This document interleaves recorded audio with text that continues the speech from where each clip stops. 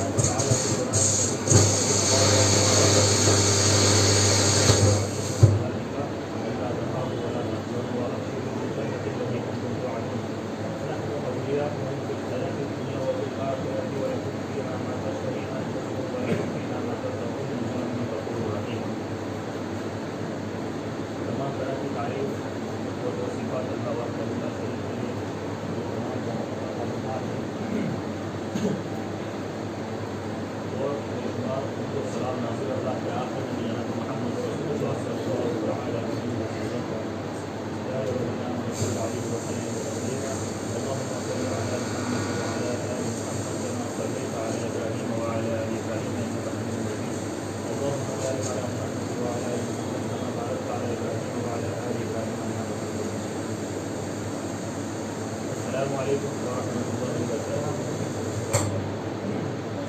مسنونہ کے بعد سورۃ الفصلت کی 2 آیات آپ کے سامنے تلاوت کی گئی۔ اس کے بابت کی انشاءاللہ تبارک و تعالیٰ آج ہم اللہ کی نورانی مخلوق فرشتوں کے تعلق سے کچھ حضرات گرامی، ایمان کے رکن میں سے، ایمان کے ارکان میں سے ایک رکن ہے فرشتوں پر ایمان لانا ایمان ہے، ان کے وجود پر، ان کی جو بھی صفات اور جو بھی اعمال قرآن و حدیث میں اللہ تبارک و تعالیٰ اور اس کے رسول صلی اللہ علیہ وسلم نے ذکر کیے ہیں، ان کو تسلیم کرنا اور ایمان لانا مسلمان پر ضروری ہے۔ وہ یہ بھی مخلوق ہے جنہیں اللہ نے نور سے بنایا ہے، اور یہ مخلوق دکھتی نہیں ہے، یہ نظر نہیں آتی عام حالات میں، لیکن یہ شکل اختیار کرنے کی قدرت رکھتی ہے اللہ کے حکم سے۔ اللہ کے حکم سے جزاک اللہ خیر و حسن الجزا۔ یہ جو نورانی مخلوق ہے یہ اللہ کے حکم سے شکل اختیار کرنے کی قدرت رکھتی ہے۔ جیسے بنی اسرائیل کے وہ 3 افراد جن کی آزمائش اللہ تبارک و تعالیٰ نے کی، ایک برس کی جو ہے مرض کے اندر مبتلا تھا، ایک اندھا تھا اور ایک گنجا تھا۔ برس والے کے پاس برس کی شکل میں اللہ تبارک و تعالیٰ نے ایک فرشتے کو بھیجا، گنجے کے پاس گنجے کی شکل میں بھیجا، اور جو اندھا تھا اس کے پاس اندھے کی شکل میں بھیجا۔ اسی طریقے سے اللہ کے نبی صلی اللہ علیہ وسلم نے بھی فرشتوں کو دیکھا۔ اس مخلوق کی صفت خیر محض ہے، ان میں نافرمانی کی صفت نہیں، یہ اللہ رب العزت کی نافرمانی نہیں کرتی، یہ نبی کریم صلی اللہ علیہ وسلم سے شدید محبت کرتی ہے۔ خطبے میں جو بات کہنی ہے وہ یہ ہے کہ فرشتوں سے ہماری زندگی کا رشتہ بہت گہرا ہے، ان سے ہمارا تعلق بہت گہرا ہے۔ فرشتے، اور اس بات کو سمجھنا ہمارے لیے بے حد ضروری ہے۔ اور جہاں جب ہم فرشتوں سے ہمارا تعلق گہرا ہوتا ہے تو یہ ایک بہت بڑی طاقت ہوتی ہے، اور جہاں یہ طاقت ہے وہیں ان کے کچھ حقوق بھی ہے جن کا ہمیں خیال اور لحاظ رکھنا ہے۔ جب ہم رحم مادر میں ہوتے ہیں، جب ایک بچہ ماں کے پیٹ میں ہوتا ہے، جب ایک عورت حمل کی حالت میں ہوتی ہے اور بچہ 4 مہینے کا ہوتا ہے، تب سے اس کا رشتہ فرشتے سے شروع ہوتا ہے۔ جب ہم 4 مہینے کے ہوتے ہیں ماں کے پیٹ میں، اللہ کے حکم سے بِإِذْنِ اللہ فرشتہ روح کو پھونک دیتا ہے، اور اللہ رب العزت اس 4 مہینے کے بچے کے اندر روح کو ڈال دیتا ہے، اور پھر اللہ کے حکم سے فرشتہ لکھتا ہے اس بچے کی تقدیر کو۔ وہ لکھتا ہے کہ یہ آگے جا کر کیا کرے گا، یہ کیا کھائے گا، یہ کہاں پر مرے گا، اس کی زندگی کیسے گزرے، وہ تمام عارضی معاملات جو ہے وہ فرشتہ اللہ کے حکم سے لکھ دیتا ہے۔ یعنی آغاز سے لے کر اختتام تک، ہماری زندگی کی شروعات سے لے کر اختتام تک، روح پھونکنے سے لے کر روح نکالنے تک فرشتوں کا ہم سے بہت گہرا تعلق ہے۔ اس کے بعد جب زندگی شروع ہوتی ہے تو کرامن کاتبین، اللہ رب العالمین ان فرشتوں کو سب کے ساتھ رکھتا ہے۔ جو کچھ انسان اعمال کرتا ہے یہ فرشتے لکھتے جاتے ہیں۔ یہ فرشتے نیک کے ساتھ بھی ہوتے ہیں، بد کے ساتھ بھی ہوتے ہیں، ایمان والے کے ساتھ بھی ہوتے ہیں، بے ایمان کے ساتھ بھی ہوتے ہیں، فاسق اور فاجر اور بدعتی کے ساتھ بھی ہوتے ہیں، مشرک کے ساتھ بھی ہوتے ہیں۔ الغرض اس زمین پر جتنے بھی انسان ہیں ان تمام کے ساتھ اللہ رب العالمین نے کرامن اور کاتبین کو رکھا ہے۔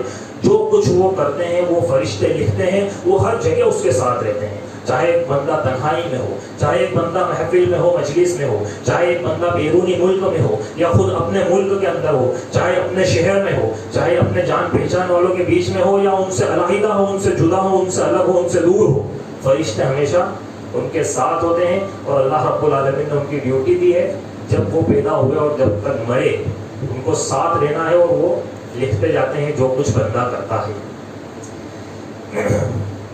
اسی طرح پیارے نبی کریم صلی اللہ علیہ وسلم فرماتے ہیں اللہ نے ہر شخص کے پیچھے قرین لگا رکھا ہے، ایک شیطان اور ایک فرشتے کو اللہ رب العالمین نے ہر شخص کے پیچھے لگا رکھا ہے۔ فرمایا ما منکم من احد الا وقد وکل به قرینہ من الجن وقرینہ من الملائکہ، کہ تم میں سے کوئی ایسا شخص نہیں ہے جس کے پیچھے اللہ رب العالمین نے جنوں میں سے ایک شخص کو، ایک قرین کو، اور ملائکہ یعنی فرشتوں میں سے ایک قرین کو اس کے پیچھے لگا رکھا ہے۔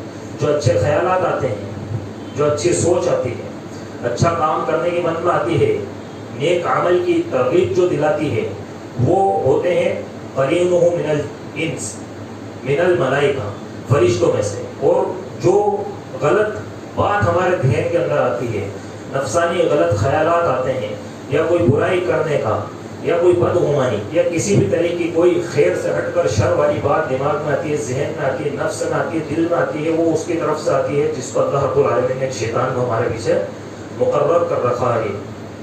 اور فرشتوں کا ایک طبقہ ہے جنہیں ملائکہ من الرحمہ کہا جاتا ہے۔ ملائکہ من الرحمہ یہ اللہ کی رحمت کے فرشتے ہوتے ہیں، یہ جہاں آتے ہیں وہاں رحمت کی بارش ہوتی ہے، یہ فرشتے جہاں آتے ہیں وہاں بخشش کی بارش ہوتی ہے، یہ جن کی زندگیوں میں آ جائے ان کی زندگی سکون کا گہوارہ بن جاتی ہے۔ ہزار اسباب خوف ہو، ہزار اسباب ڈر ہو، ہزار بار ایک انسان ڈر بھی جائے، رحمت کے فرشتہ اگر ہے تو وہ بے خوف ہو کر جیتا ہے، وہ بے خوف ہو کر جیتا ہے۔ اور یہ ملائکہ رحمہ ایمان والوں کے ساتھ ہوتے ہیں. جہاں اللہ کی نافرمانی ہوتی ہے وہاں رحمت کے فرشتے نہیں ہوتے. جہاں اللہ رب العزت کی نافرمانی, اس کے رسول کی نافرمانی ہوتی ہے وہاں پر وہ حاضر نہیں ہوتے, وہاں سے رخصت ہو جاتے ہیں. یہ اہل کفر کے ساتھ نہیں ہوتے, یہ اہل شرک کے ساتھ نہیں ہوتے, بلکہ یہ ان مخصوص لوگوں کے ساتھ ہوتے ہیں جو ایمان والے ہوتے ہیں. اور جہاں یہ ہوتے ہیں سورہ فصلت میں اللہ رب العالمین نے ذکر کیا کہ وہاں کا معاملہ کیا ہوتا ہے. جہاں پر یہ فرشتے ہوتے ہیں وہاں کا معاملہ کیا ہوتا ہے. اللہ رب العالمین نے فرمایا ان الذین قالوا ربنا اللہ ثم استقاموا, کہ بے شک وہ لوگ جو ایمان لے کر آئے اور انہوں نے کہا ثم استقاموا, پھر اس ایمان کے اوپر انہوں نے ڈٹ گئے, جم گئے. انہوں نے کہا اللہ ہمارا رب ہے.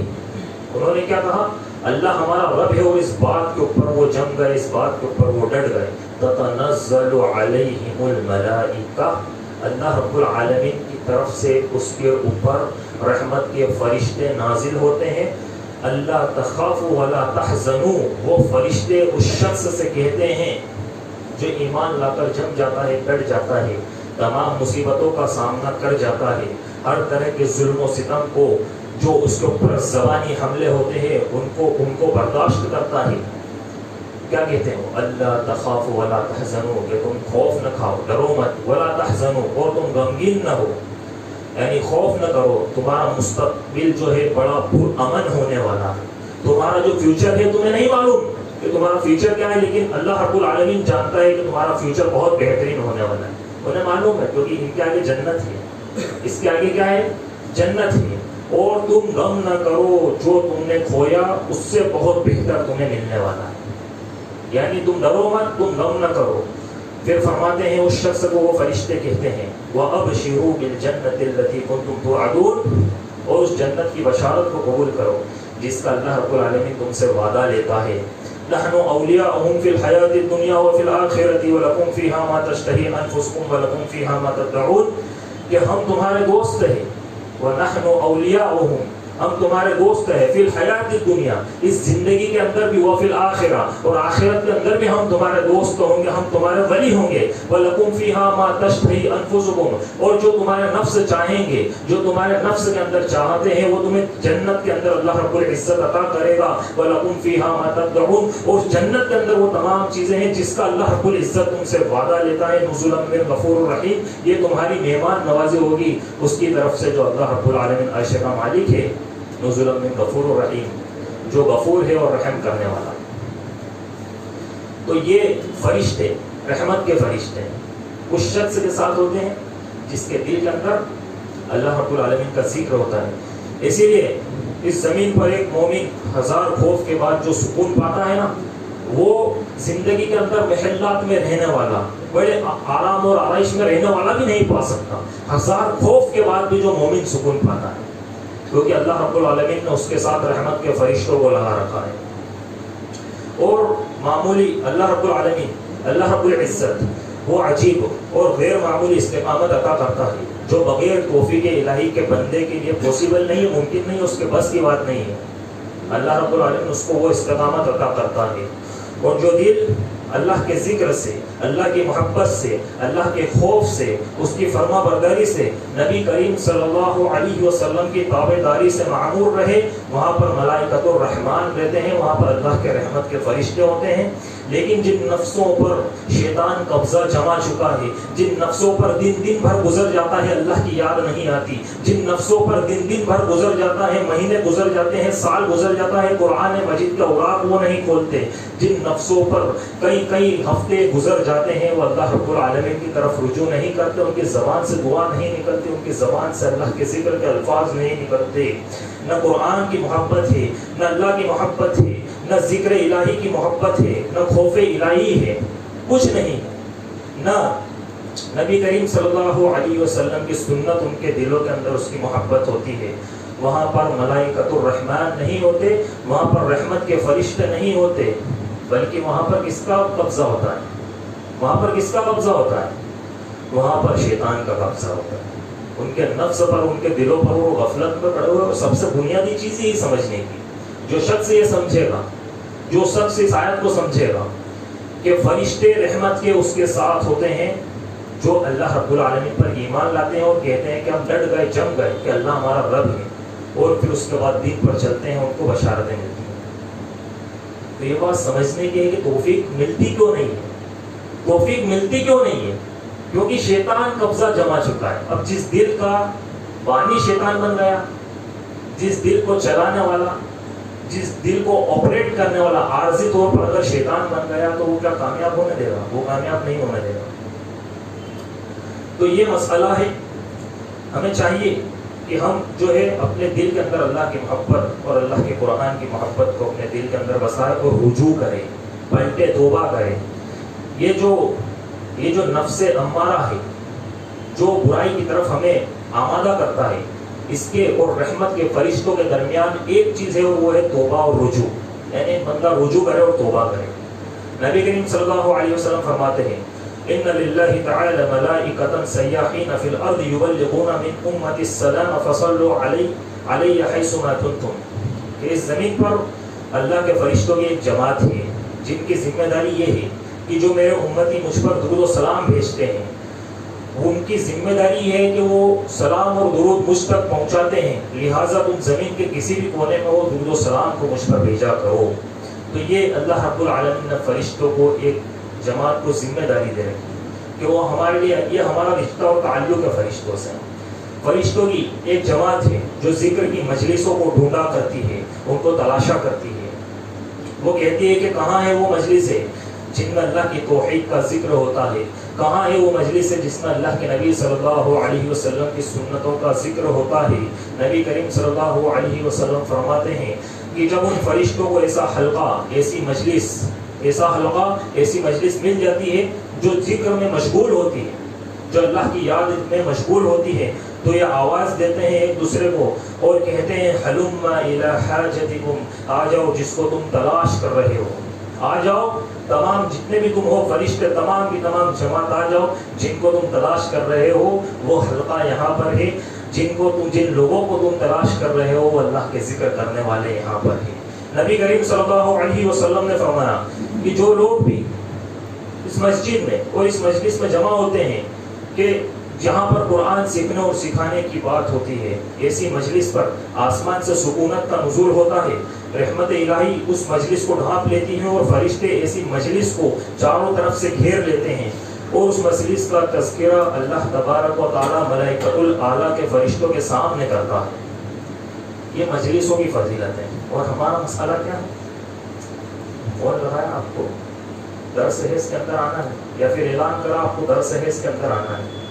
اب بندہ کوئی ایسا معقول عذر ڈھونڈے گا کہ جس کو پیش کر دے تو سامنے والا مطمئن ہو جائے کہ مجھے اس درس کی جگہ ابھی ایسی جگہ جانا ہے جہاں مجھے بہت ارجنٹ کام ہے، یا تو مجھے کسی بزنس ڈیل سے جانا ہے، یہاں کہیں میری پہلے سے پلاننگ فکس ہو گئی یہاں گھومنے جانا ہے، یا کسی شادی میں جانا ہے، یا فلاں جگہ جانا ہے۔ وہ ایسا معقول عذر ڈھونڈ کے اس شخص کو بولے گا جس نے درس کے لیے دعوت دی، وہ درس میں نہیں جائے۔ کیوں؟ کیونکہ شیطان جو قرینہ من الجن، اللہ کے نبی نے فرمایا اس کے پیچھے یا تو ایک جو ہے ملائکہ میں سے ایک فرشتہ اس کے پیچھے رہتا ہے، اور ایک شیطان میں سے ایک شیطان اس کے پیچھے رہتا ہے، دونوں رہتے ہیں۔ برائی کا حکم کون دے رہا ہے؟ جس نے دل پہ قبضہ جما لیا۔ اب اس نے ایسا معقول عذر دیا، سامنے والا نے بولا ٹھیک ہے اللہ آپ کو اصلاح خیر عطا کرے، اگلی بار انشاءاللہ۔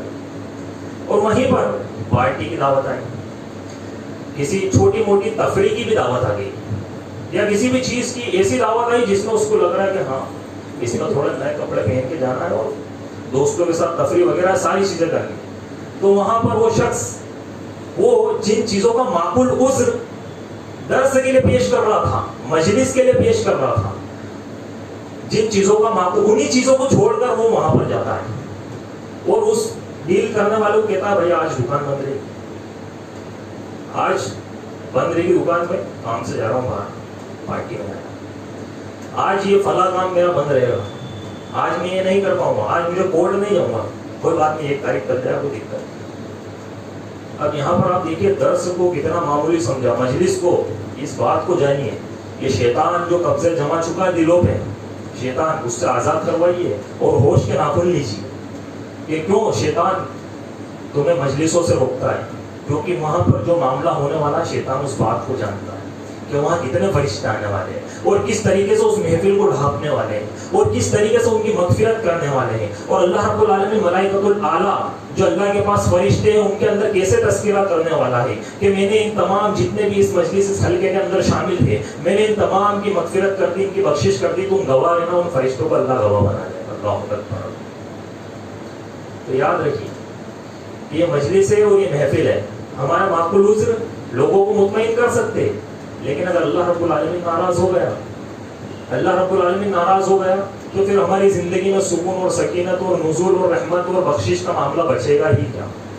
تو یہ بات سمجھنے والی ہے کہ ہم دھوکہ دے سکتے ہیں لوگوں کو, ہم اللہ تبارک و تعالیٰ کو دھوکہ نہیں دے سکتے. اسی طریقے سے ہماری نمازوں میں ہمارے ساتھ ملائکہ کی حاضری ہوتی ہے, ہمارے نمازوں کے اندر بھی فرشتے حاضر ہوتے ہیں. نبی کریم صلی اللہ علیہ وسلم نے فرمایا یتعاقبون فیکم ملائکۃ باللیل و ملائکۃ بالنہار. کیا فرمایا کہ فرشتوں کی ایک جماعت ہے جو دن سے رات تک مسجد میں حاضری دیتی ہے اور پھر وہ رخصت ہوتی ہے. اس کے بعد ایک جماعت آتی ہے وہ رات سے صبح تک مسجد کے اندر جو ہے حاضری دیتی ہے. تو یہ فرشتے جو ہے ان کا ہمارا مسجد کے اندر بھی کنیکشن ہے, مسجد کے اندر بھی تعلق ہے. اور ہم مسجد نہیں جاتے, کیوں؟ شیطان روکتا ہے جہاں فرشتے وہاں نہیں جانا, اور رحمت کے فرشتوں کے پاس خاص طور سے نہیں جانا. کیوں؟ کیونکہ ان کو معلوم ہے کہ یہ ان کے لیے دعا کریں گے, ان کے لیے دعا کریں گے, ان کی مغفرت کی دعا کریں گے, ان کی بخشش کی دعا کریں گے. یہ اللہ رب العالمین کی طرف سے ان کے ایمان کی حفاظت کے لیے نازل ہوئے. یہ اللہ تبارک و تعالیٰ کی طرف سے ان کو جنت کی بشارت دینے کے لیے نازل ہوئے کہ تم کہہ دو صرف کہ اللہ ہمارا رب ہے اور اس پر جم جاؤ, ڈٹ جاؤ. اس کے بعد پھر وہ کہتے ہیں اللہ تخافوا ولا تحزنوا وابشروا بالجنة التي كنتم توعدون نحن اولیاؤکم فی الحیاۃ الدنیا وفی الآخرہ.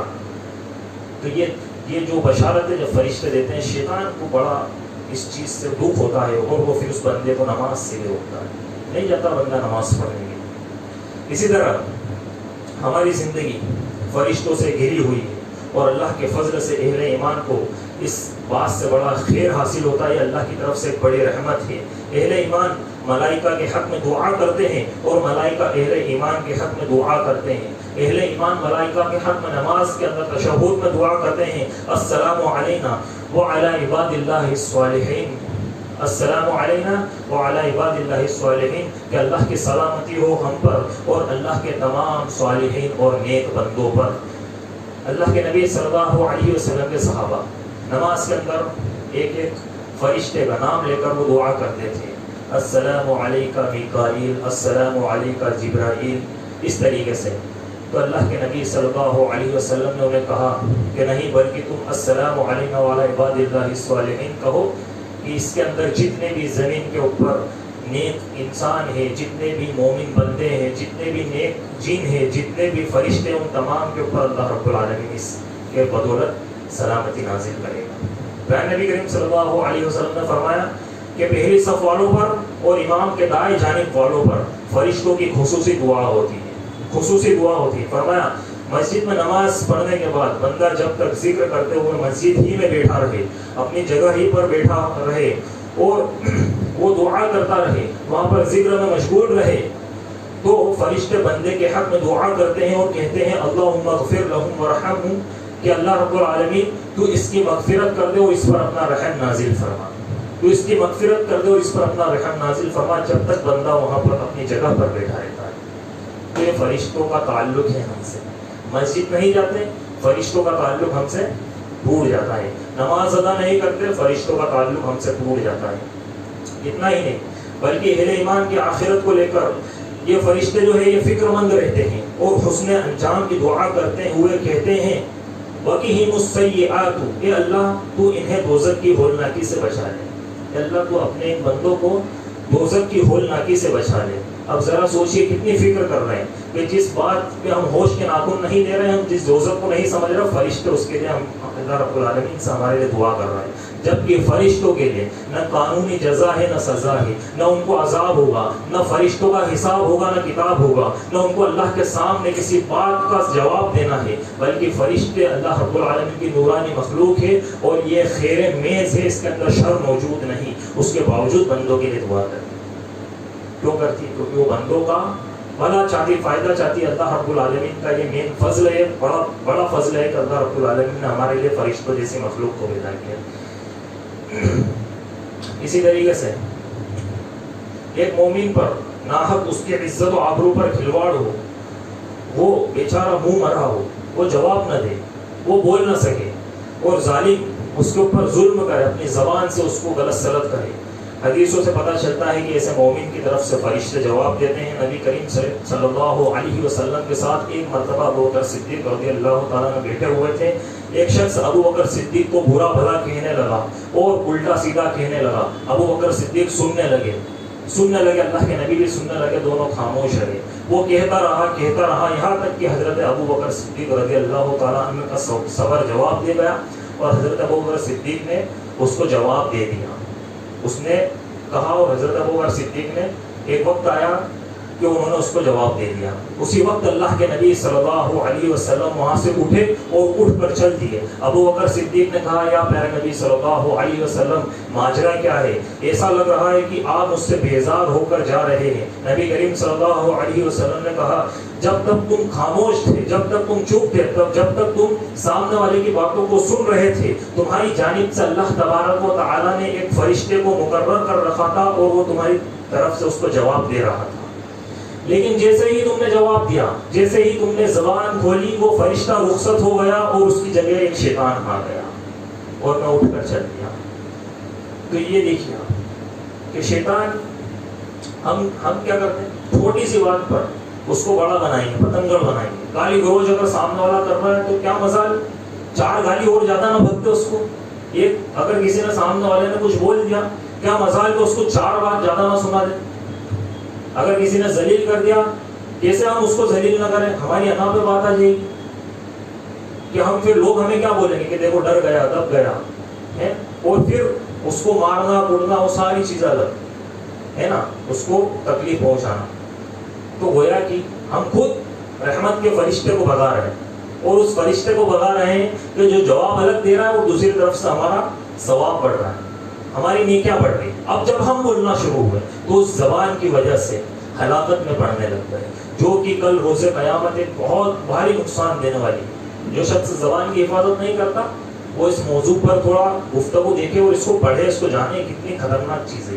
یہ کوئی چھوٹی موٹی چیز نہیں ہے، ابھی تفصیل نہیں ہے وقت رکھنے کی، اس کے اوپر وقت جو ہے تفصیل رکھی جائے، لیکن یہ بات سمجھنے والی۔ ہم خود اپنے ہاتھوں سے اس فرشتے کو بول رہے ہیں کہ تو بھاگ جا، تو چلا جا، اور اس شیطان کو دعوت دے رہے کہ اب تو آؤ اور اپن دونوں مل کے یہ کام کرتے ہیں، تو بھی کرو اور میں بھی کرتا ہوں، اور دونوں وہاں پر شروع ہو گئے۔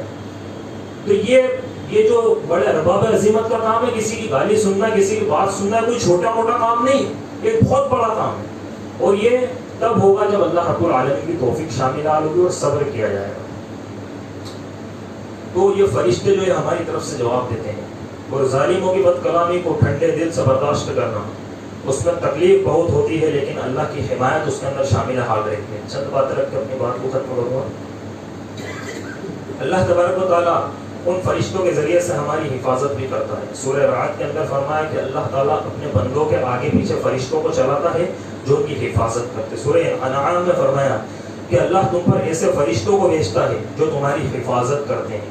حضرت ابو ہریرہ رضی اللہ تعالیٰ عنہ والی روایت کہ شیطان چور بن کر سامان چرا رہا ہے، اور پھر شیطان چور بن کر سامان چرا رہا ہے، اور اسی شیطان نے حضرت ابو ہریرہ کو کہا کہ تم ہر رات کو سونے سے پہلے آیت الکرسی پڑھ کر سویا کرو، کہ جب تم یہ پڑھو گے تو لا یزال علیک من اللہ حافظ، اللہ کی جانب سے ایک فرشتہ رات بھر تمہاری حفاظت کرے گا، رات بھر تمہاری حفاظت کرے گا۔ آیت الکرسی پڑھیں گے، رات بھر فرشتہ ہماری حفاظت میں اللہ رب العالمین مقرر کر دے گا۔ اور کبھی کبھار اللہ کے نیک بندوں سے مخاطب بھی یہ فرشتے جو ہے کبھی کبھار اللہ کے نیک بندوں سے مخاطب بھی ہوتے ہیں۔ حضرت مریم علیہ السلام نبی نہیں تھی، قرآن نے کہا فرشتوں نے مریم کو آواز دی اور کہا اے مریم سن لو، اللہ نے تمہیں چن لیا ہے اور برگزیدہ بنا دیا ہے، اللہ نے تمام جہان والی عورتوں پر تمہیں فضیلت عطا کی ہے۔ یہ کس سے کہا؟ فرشتوں نے مریم علیہ السلام سے کہا۔ نبی نہیں تھے لیکن پھر بھی فرشتے حضرت مریم علیہ السلام سے مخاطب ہوئے۔ اور صحابہ میں سے ایک صحابی، فرشتے انہیں سلام کیا کرتے تھے، فرشتے انہیں سلام کیا کرتے تھے، ان کا نام ہے حضرت عمران بن حسین رضی اللہ تعالیٰ عنہ۔ صحیح مسلم کی روایت ہے، عمران بن حسین رضی اللہ تعالیٰ عنہ جب بھی راستوں سے گزرا کرتے تھے تو فرشتوں کے سلام کی آواز انہیں آیا کرتی تھی، وہ جواب دیا کرتے تھے۔ ایک مرتبہ کیا ہوا کہ عمران بن حسین رضی اللہ تعالیٰ عنہ بیمار ہوئے اور انہوں نے داغنے والی جو مرض کا اس وقت علاج چلتا تھا، قدیم زمانہ قدیم کا یہ علاج تھا، تو داغنے کا جو علاج تھا انہوں نے اپنے زخم پر کر لیا اور انہوں نے لوہا گرم کر کے اپنے زخم کو داغ لیا۔ اس میں بڑی شفا ہے، داغنے کا جو علاج ہے اس کے اندر شفا بہت ہے، یہ قدیم علاج ہے اور شفا بھی لیکن عذاب سے کم بھی نہیں ہے۔ اللہ کے نبی صلی اللہ علیہ وسلم نے کہا داغنے میں شفا ضرور ہے لیکن میں اپنی امت کو منع کرتا ہوں یہ داغنے کا علاج مت کرو، اس کو مت کرو، میں اپنی امت کو منع کرتا ہوں۔ تو جیسے ہی عمران بن حسین رضی اللہ تعالیٰ عنہ نے یہ داغنے کا علاج کیا، چونکہ اللہ کے نبی نے منع کیا تھا، اللہ کے نبی آنے کر سکتے، منع ہے لیکن کر سکتے ہیں، کیونکہ اللہ کے نبی نے کہا کہ میں منع کرتا ہوں کہ نہ کرو، یعنی یہ چیز وہ ہے کہ جس کے اندر کراہیت موجود ہے، یعنی اللہ کے نبی صلی اللہ علیہ وسلم کو یہ چیز پسند نہیں۔ تو جیسے ہی یہ علاج کیا اس دن سے فرشتوں کے سلام کا سلسلہ بند ہو گیا، اس دن سے فرشتوں کے سلام کا سلسلہ بند ہو گیا۔ عمران بن حسین رضی اللہ تعالیٰ عنہ کو جب اس بات کا احساس ہوا تو انہوں نے صدقے دل سے، سچے دل سے توبہ کی۔ جیسے ہی توبہ کی پھر سے فرشتوں کے سلام کا سلسلہ اللہ رب العزت نے شروع کر دیا۔ صحیح مسلم کی روایت ہے۔ کیا ہوتا ہے بعض اوقات کوئی چیز اگر ایسی بیان کر دی جائے، کوئی حدیث جو ہم نے نہیں پڑھی ہو، جو ہم نے نہیں سنی ہو، کیونکہ ہم بہت بیزی لوگ ہیں، تو اس طریقے سے چہرہ بن جانا ہے، کبھی اس طریقے سے، مطلب الگ الگ طریقے سے چہرہ ایک انسان بناتا ہے۔ تو اس طریقے سے نہیں کرنا چاہیے۔ جب کوئی چیز نہ پتا ہو تو پہلے ہم اس کی تحقیق کر لیں، اس کے بعد اس چیز کے بارے میں بات کریں۔ بہت ساری حدیثیں ایسی ہوتی جو نہیں سمجھ میں آتی بندے کو، لیکن وہ جب اس کی تحقیق کرتا ہے تو اس کو اس چیز کے بارے میں علم ہوتا ہے، اس کے بعد اس کو معلوم چلتا ہے۔ تو یہاں پر بات یہ چل رہی تھی کہ رحمت کے جو فرشتے ہیں، یہاں پر اللہ کے نبی صلی اللہ علیہ وسلم کے مقام اور مرتبے کا پتہ چلتا ہے کہ اللہ کے نبی کا مقام کیا ہے۔ آج ہم اتنے سارے اللہ کے نبی صلی اللہ علیہ وسلم کی سنتوں کو دھتکار دیتے ہیں، آج ہم پسے پشت ڈال دیتے ہیں، ہم معمولی سمجھ کر چھوڑ دیتے ہیں۔ حدیثوں پر کوئی حدیث ہمارے سامنے آتی ہے، اگر ہمارے موافق ہوگی تو ہم عمل کریں گے، اور اگر ہمارے موافق نہیں ہوگی تو ہم عمل نہیں کریں گے، ہم اس کو چھوڑ دیں گے۔ کوئی شریعت کا ایسا مسئلہ آیا جو ہمارے موافق ہوگا ہم عمل کریں گے، نہیں آیا تو اس کو چھوڑ دیں گے۔ ذرا آپ سوچئے کہ ایک حکم کا حضرت عمران بن حسین نے رضی اللہ تعالیٰ عنہ نے جو ہے اللہ کے نبی صلی اللہ علیہ وسلم کی بات کے خلاف گئے اور رحمت کے فرشتوں کا آنا بند ہو گیا۔ اس وقت حضرت عمران بن حسین رضی اللہ تعالیٰ عنہ کو چونکہ سلام کیا کرتے تھے احساس ہو گیا، آج ہمیں سلام فرشتے نہیں کرتے، ہمیں تو آواز نہیں آتی فرشتوں کی۔ ذرا سوچئے کہ کب سے ہماری زندگی میں فرشتوں کا آنا بند ہو گیا۔ اس بات کو ہم سوچیں کہ رحمت کے فرشتوں کا آنا ہماری زندگی میں کب سے بند ہوا، اور کب سے قرینہ من الجن جو شیطان ہے اس کا وسوسہ، اس کا قبضہ ہمارے دلوں پر ہو گیا۔ اس بات کو اگر ہم غور کریں تو ہم کئی سارے فلیش بیک میں جب جائیں گے تو چیزیں سامنے آئے گی کہ ہم نے کتنے سارے اللہ رب العزت اور اس کے رسول کی نافرمانی کے کام کیے، کہ ہم تو ایسے ہیں کہ فرشتے رحمت کے ہمارے قریب بنا ہے۔ تو اسی لیے یہ بات اس لیے بیان کی جاتی ہے تاکہ ہم رجوع کریں اور توبہ کریں۔ توبہ کا دروازہ ایک بندے کے لیے کھلا ہوا ہے، ایسا نہ ہو کہ ہم غم کر لیں اور ہم مایوس ہو جائیں کہ اب تو فرشتے نہیں آئیں گے، ایسا نہیں۔ ابھی توبہ کریں گے، صدق کے دل سے توبہ کریں، اگلے پل اللہ رب العزت فرشتوں کو نازل کر دے گا، اگلے پل فرشتے آ جائیں گے، فرشتوں کی تعداد جو ہے، تعداد فرشتوں کے اللہ رب العزت نازل کرنے پر قادر ہے، آئیں گے اور ہمارے لیے مغفرت کی دعا کریں گے۔ اگلی نماز میں فرشتے آ جائیں گے، ابھی اگر ہم صدق کے دل سے توبہ کر لیں گے فرشتے ہمارے پاس آئیں گے۔ تو یہ اللہ رب العزت کی رحمت بے قرار ہے جو ایک بندے کی توبہ کے لیے بے قرار رہتی ہے۔ اسے چند بات ایک بات اور رکھ کے اپنی بات کو ختم کروں گا.